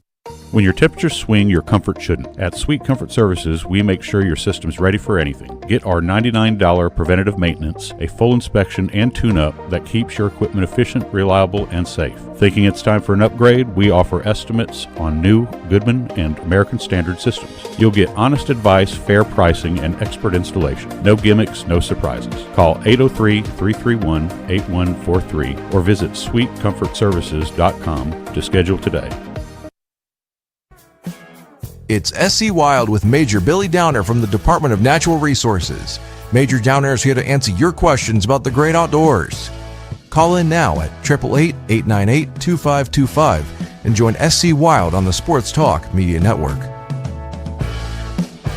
Well, I tell you what, with the weather that we have right now, I know what you're doing. You're getting to the outdoors, and you're having whatever kind of fun you can have outdoors in South Carolina when the temperatures get back up into the 70s. Put away those ice blowers and the shovels and the snow tires. None of that in South Carolina, of course. Let's welcome in Major Billy Downer, Department of Natural Resources. Another edition of SC Wild here on Sports Talk with a special guest tonight. Welcome, Major. Thank you, Phil. Tonight, a special show. Be very, very quiet. I'm hunting rabbits. Yes, just like Elmer Fudd, we're going to be talking about hunting rabbits tonight. That's something we've never done. So this is the first show for those that have been listening for a while. This is going to be one you haven't heard before. I'm going to invite in Michael Hook to talk to us tonight, one of our small game biologists, and has a lot of knowledge for us about rabbits in South Carolina. You may learn something you didn't know, some studies that are going on right now. But Michael, thanks for joining us on the show tonight. Thanks for having me.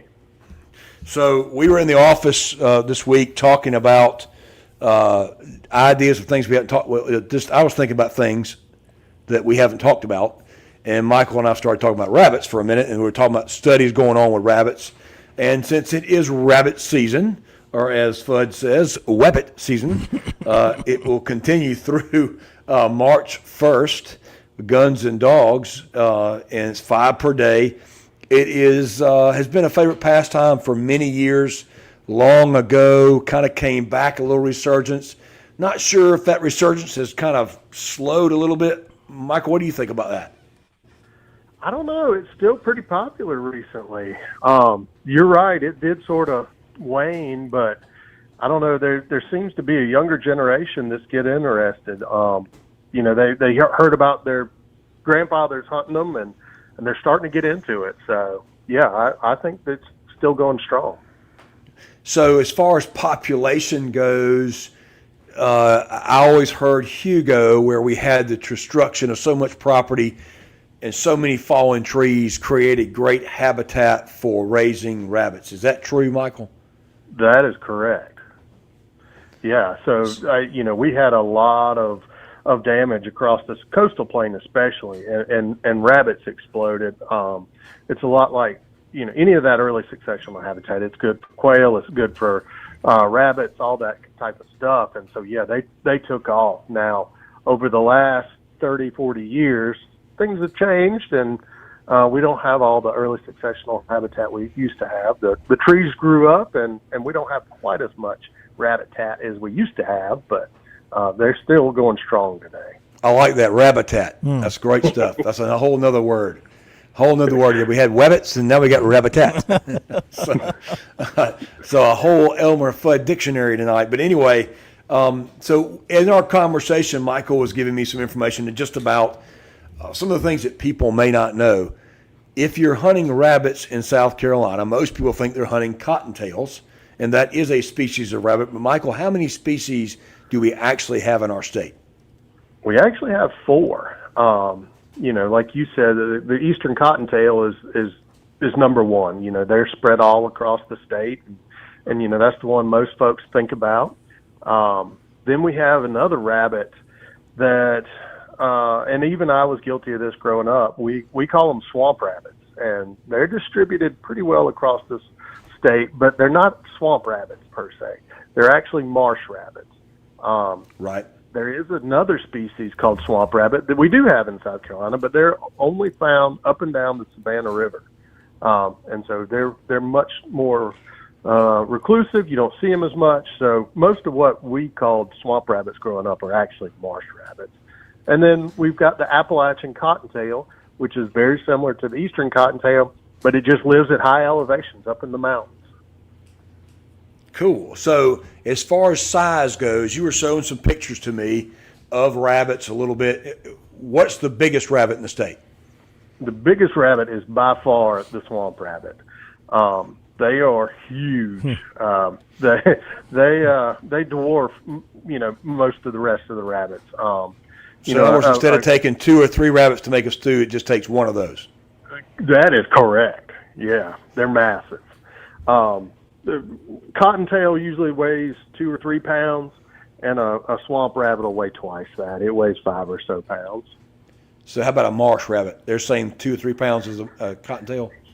Yeah, they're a little bit bigger than a cottontail usually, but not by much. I mean, they're just slightly larger, and they look a little bit different too. If you had both of them in hand, the cottontail has got a white fluffy tail, as you can imagine. The marsh rabbit is sort of got a darker belly, and it's got a brownish color tail. Some people call it blue. and like I said, they got short little stubby ears compared to a long-eared cottontail. But yeah, the marsh rabbits are a little bit larger, but not near as large as a swamp rabbit. But they do have a little white under the tail, don't they?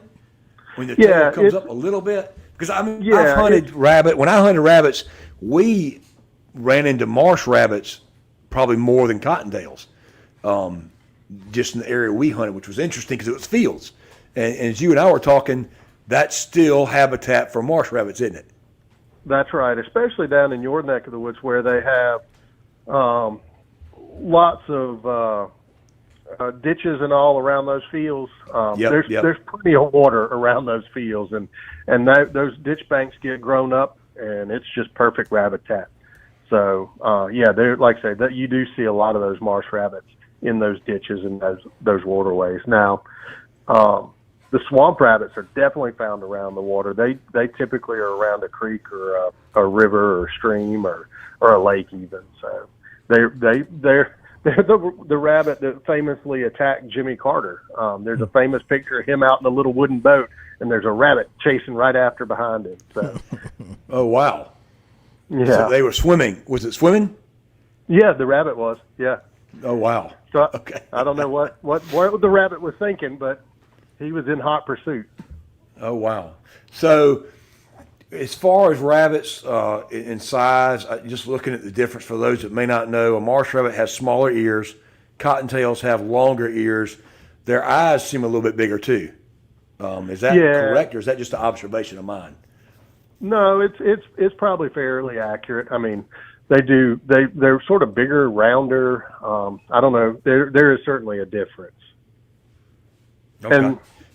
And the eyes are another telltale for the difference between the eastern cottontail and the Appalachian cottontail. So with the names being similar, you can imagine in hand, both of the rabbits look pretty close to the same. There's a little black stripe on the top of the head of an Appalachian cottontail. Okay. And it's got a little black ridge to the ears, but really it's hard to tell them apart, except for if the rabbit happens to be dead, their eye bones are different.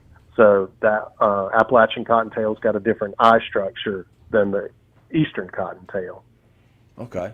And I'm going to let you get into a little bit of the study of Appalachian cottontails a little bit later, but right now let's talk about habitat, or rabbitat, as you said. What is good rabbitat in South Carolina? What makes good a rabbit? If somebody says, hey, I want my property to be, I want to produce good rabbit hunting habitat. So technically it's early successional habitat. So young growth. We're talking broom straw, broom sedge, some of your native warm season grasses, stuff like that. Blackberry brambles, yes. Greenbrier, any kind of hardwoody, low-growing cover, even like logging, slashing stuff. Those log piles are great rabbit habitat, you know. So if you're driving down the road and you see an old clear cut and it looks sort of brushy and woolly, that's good rabbit habitat. Overgrown fence rows, like we talked about earlier, the ditch banks. So yeah, something that looks like it needs a little bit of a mow. You know, you need to get the bush hog out. That's probably good rabbit habitat. So some of the best hunting we did was in briar patches. If you could find a field that's covered in briars, that was where rabbits love to be. 100%. Yeah, no, absolutely. And so what is a rabbit? You know, you always laugh. Our kids, we tell the stories and we read the books about rabbits eating in gardens. What is their main food source? Most any kind of plant that they can find. You know, obviously, we were talking about briars, and I think of blackberry brambles and all. You know, obviously the leaves on those plants, the fresh new shoots that are coming up, they love those. This time of year, you think, well, everything's dead out there. But if you walk around out in one of those overgrown fields, you'll see the rosettes of the plants sort of starting to come out a little bit now. It's just little green shoots, and that's what they're chowing down on. Waste grain, you know, Austrian rye, that kind of what's that wild rye that grows up in fields too? That's right. Yeah. No, 100%. Anything that's green and leafy, they love it. Like I say, waste grains out in fields.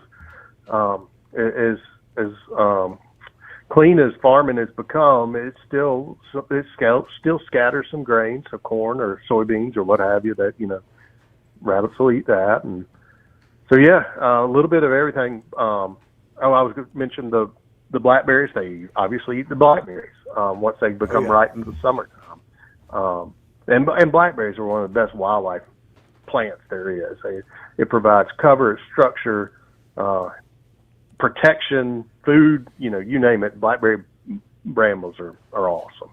So you mentioned protection. What is the number one predator on rabbits in South Carolina? Oh, it would either be hawks or some of your larger mammals, coyotes, foxes, bobcats. Yeah, I don't know if I could put my finger on one or the other, but yeah, all four of those would be the top of the list. So if someone has property, they're trying to create good rabbit habitat, a trapping regimen might be good for fur bearers during the trapping season, like coyotes, bobcats, those kind of things. Legal foxes, trapping foxes out of the area. So basically, what would be good for quail would be good for rabbits. Is that true? Yeah. No, 100%. You're spot on. And sort of now is the time to start thinking about trapping. It's good time of the year. Most of the time, you don't have a whole lot going on.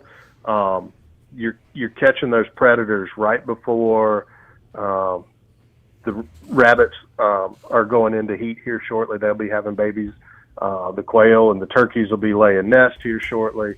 Deer fawns will be on the ground here in the next couple months. So, now if you get rid of the predators now, those young of the year have got a really good chance of going strong. And now we got about 2 more weeks. That's it. March 1st ends trapping season. So December 1st through March 1st, just want to mention that to folks. Maybe think, I need to start trapping. Yeah, you better hurry up fast. It's 2 more weeks.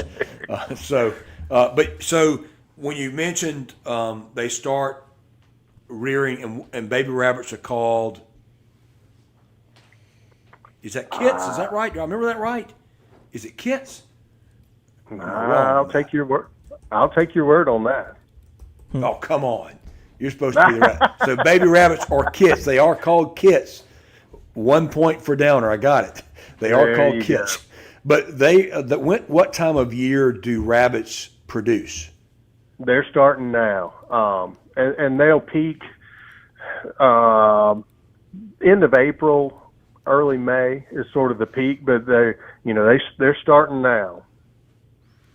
And how long does it take to raise a baby rabbit? Can they not have multiple broods in a year? Yeah, no, they absolutely. So the parent rabbits, they actually call them doe and bucks, just like deer. But the does will take care of the young for about 2 or 3 weeks, and then that's it. And then they move on, and they can have as many as 7 or 8 litters a year. Holy cow! Yeah. So the babies are gone in 3 weeks. Yeah. They're on their own. Yeah. And they are sexually mature at 6 months, so the early born ones can actually start reproducing their first year. Oh, wow. Yeah. I'm surprised we're not overgrown rabbits. With those kind of numbers, that's pretty incredible. Well, it's tough being a rabbit. So, but then again, predation's high, so that tells you something too. Exactly. So they're at the bottom of the food chain. There is a reason they produce like they do. Yeah. All right. So let's talk about the Appalachian cottontail for a minute, because that's a really cool information you were telling me. So it's only in Appalachia. It's in the Appalachian Mountains, which run into South Carolina, and we're doing a study right now. Correct? That is correct. Yeah. So the lady that helps me out, Sarah, and I believe she's been on the program. Former star of the show. We're gonna bring her back. Yep. That's right. She is actually in the upstate as we speak. We've got about 60 traps out this week we're trying to catch Appalachian cottontails. So we've got about 5 routes that have 10 or so traps on them and trap lines, and she's setting them, 5:30, 6 o'clock, running them all night, and then shutting them up about 7 in the morning. So, folks that want to know this is not a snare trap. This is actually a rabbit box, correct? That's correct. Yeah. It's a live trap. We're not hurting these rabbits. We don't know a whole heck of a lot about these rabbits. They're few and far between up there, and so we certainly don't want to harm them in any way. So yeah, these are, like I say, just those rabbit boxes that you grew up thinking about trapping rabbits in. And rabbit goes in, sets the little trigger, and it closes behind him. And Sarah comes along in a little while, and she's got a blanket. And usually, if you can reach in there and get the rabbit out and keep it in the blanket, it's sort of calm and it doesn't hurt itself. And then she can take her measurements and all that good stuff, and then turns it loose. Well, we got a caller, Phil. What we got? A caller, Chris in Charleston. Mm-hmm. Chris in Charleston. All right, Chris. Welcome to the show. Go ahead. What's your question? Yes, sir, Major. Got about 100 acres up in Denmark, South Carolina that we deer hunt with, and coyotes have been a problem. What kind of trap are you suggesting to use to catch the coyotes, like a conibear or? Well, so there's a variety of trap sets you can use for coyotes. Probably one of the most successful are the foothold traps because they're relatively easy to put out. And that's when we do the fur bear classes, and I would encourage you maybe to look for one of those classes where we do some of the trapping classes. South Carolina Trapping Association puts on some as well. I'm sorry? Sure. Yes, sir. I was listening to you. Oh, yeah. And Michael, you got any better suggestions on that? No, you're spot on. Those foothold traps are the way to go. Usually number 2s or number 3s. Yep. One of the name brands was Minnesota Trapline, a 550, MB 550. I think we've got one of those coyote trapping workshops next week. I'm fairly certain it's full right now, but we've been having those about once a quarter, so every 3 or 4 months. If you go online, find that online. Yes, sir. That's right. Yeah, and they've been popular. They do fill up quick, but you can get, like I say, you learn a lot about trapping. You learn a lot about the animals themselves, and it's you sit in the classroom for a while and do PowerPoints, but you also get out in the field. We show you how to set the traps and all that good stuff too. So one of the things I will tell you about coyotes that you got to understand is scent is everything. And if you touch that trap with your hand, that coyote's not going to step near it. They have got that much incredible smell. You've got to wear gloves. You've got to use, there's some cover scents and things. And they talk about all that in the class. So, again, look that up. DNR, look for trapping clinics. And I tell you what, we'll probably get Phil. We'll get Jay Butt-Filosky on. We'll talk about the trapping clinics a little bit and kind of get some more information because that's a good thing. But thanks for calling in. Great question. But definitely your foothold traps, and like he said, what was the trap? What was the name of the traps again? Just all the state senators' bounties for coyotes. Right. That would solve the problem, I think. Well, we still got the bounties on coyotes as far as we have the coyotes that are tagged, and those are still out there, and we still continue to do nobody's going to go, spend some money. Let's solve this problem. The state needs to spend some money. Let's solve this problem. Thank you. Thank you. Yes, sir. Well, one of the things I will say is for folks going after coyotes, there is no closed season on them. We've opened it up. As much as you can open it up, you can take coyotes day, night with a permit, everything. There's no holds barred because we realize they are a problem. It's something we want to get rid of as much as we can. So we encourage everyone to get out there and get into that. But again, thanks for that call. And but again, where were we on? So you were talking about the Appalachian rabbit. We got about 3 more minutes, Michael, to talk about that. What are we hoping to learn from our study? Well, we're hoping to learn that they're still up there in the mountains hanging out. So number one, they do exist. That's the main thing. Exactly, 100%. So our forests up there are about 180 years old. We've got about 2% that is early successional habitat.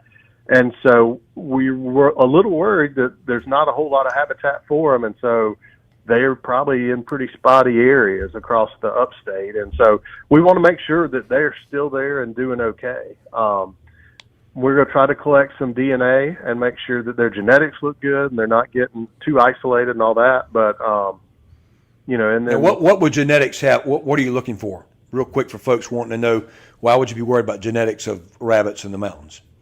Well, so one, we want to make sure that they are, in fact, Appalachian cottontails and not eastern cottontails. You can look at the markers, like those dark spots I was telling you earlier, and you can get a pretty good idea. You'll think, yeah, that's one.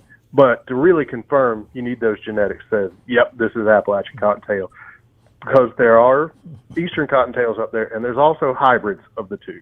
So it's a little bit messy that there, makes it hard. Yeah, it does. And then, like I mentioned a minute ago, you want to make sure that the population's okay and a good diversity in the genetics. You don't want them starting to be inbred or anything like that. So you want good genetic diversity. So, we're going to try to look at all that if we can get our hands on some of these. Now, are we tagging these, the ones that if we find some, we're going to tag them? We are not. Okay. No, we're just going to take a little bit of genetic material and release them just like they were. Okay. So and rabbit boxes. Yeah, go ahead. No, I was going to say this study was done 20 years ago. We're replicating it. 20 years ago they were fine and dandy, so we're hoping the same thing. Yep, and that's good. 20 years is a long time, so it is. It'll be interesting to see where we are. But rabbit boxes, when I was growing up, rabbit boxes were made out of wood, had a little stick in the front, and they pushed the little stick to go through the back with a little bait. It would close the front door. Is that still how rabbit boxes work today? Absolutely. If it works, it works, man. And what do you bait for What do you bait traps with for rabbits? We are using Granny Smith. Don't tell me carrots. I should have. Granny Smith apples. Yeah. They hold up well. They smell good to the rabbits. Okay. Yeah, they're, like I said, they're pretty good bait for us. Awesome. Well, Michael, is one parting comment you want to make for folks that might be interested in rabbit hunting or making sure their property is good for rabbits? What would you tell them? I would tell them that I would encourage them to leave a bit of that ugly, messy, weedy area for the rabbits, the quail, the Bachman sparrow, all those things. And if you have it and you get a chance to go rabbit hunting, it's nothing like it. Hearing those beagles howling, chasing the rabbits, it's like I say, I grew up doing it with my granddad. It's just nothing else like it. So I'd encourage you to go do it if you get the chance. Absolutely. Know your zone of fire. Stay within it, especially when you're rabbit hunting, because rabbits will come back at you. So you got to know which way you can fire and which way you can't. But thanks again for another show, Phil, and thanks again, Michael, for joining us. Thank you, gentlemen. Great stuff. I mean, that was really, really interesting. Hope folks enjoyed hearing about that. Of course, we'll have more with the Major in a couple of weeks. Otherwise, have a great night. See you tomorrow here on Sports Talk.